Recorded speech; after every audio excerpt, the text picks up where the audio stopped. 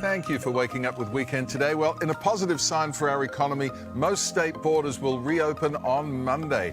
Hooly-dooly. But there are still many small businesses feeling the pain with bills piling high and the uncertainty of another outbreak around the corner.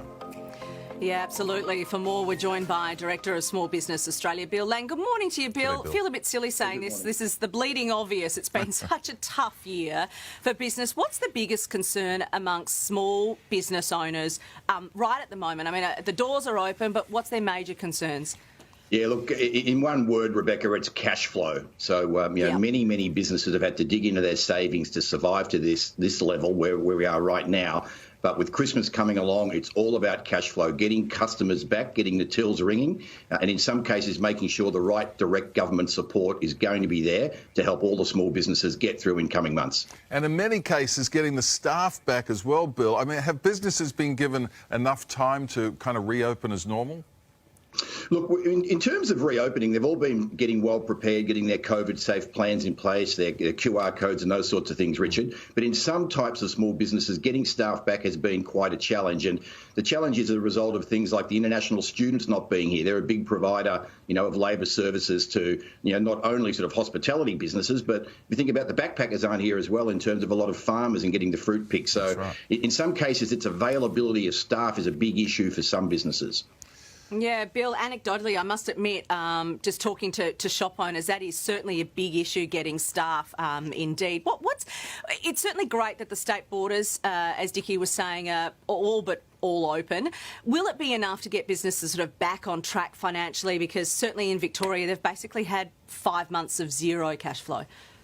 Yeah, look, it will be for some, Rebecca. If you think about small business, there's 2.3 million of them, and it depends on where they're located, the industry in, what their size is. I can tell you all the small businesses in the Gold Coast area and in far north Queensland are so relieved, but still struggling a lot. They've had months and months of no one coming, over the border to go and stay there. We've still got all the small businesses that were impacted by the bushfires. Let's not forget the droughts.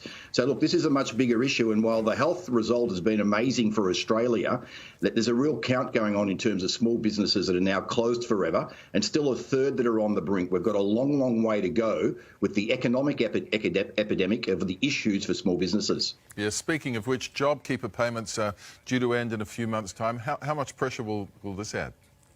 Yeah, look, that's going to create some real challenges for a lot of small businesses, Dickie. But let's remember that there's still more than 1.3 million that weren't eligible for it, which meant that they were digging into their own savings, borrowing more money to keep afloat.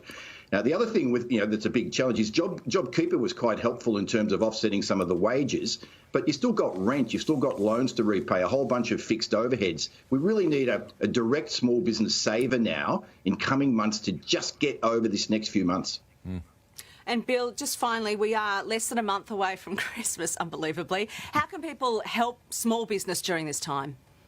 Look, there's a couple of big themes, Rebecca. One is we've got to keep well, so we've got to make sure we're doing those basic things in terms of, minimising the spread of the virus. So do the right things, help the small business owners keep their workplaces and their places of business COVID safe. And look, let's put our hands in our pockets. Let's have a green, gold and local Christmas. Let's buy everything we need from local small businesses. You may have to pay a little bit more in some cases, but we want all those small business people there well beyond the new year. Great advice. Let's hope we all do that. Agreed. Thank you, Bill. Absolutely. Have a great weekend, sir. We appreciate you coming on the show.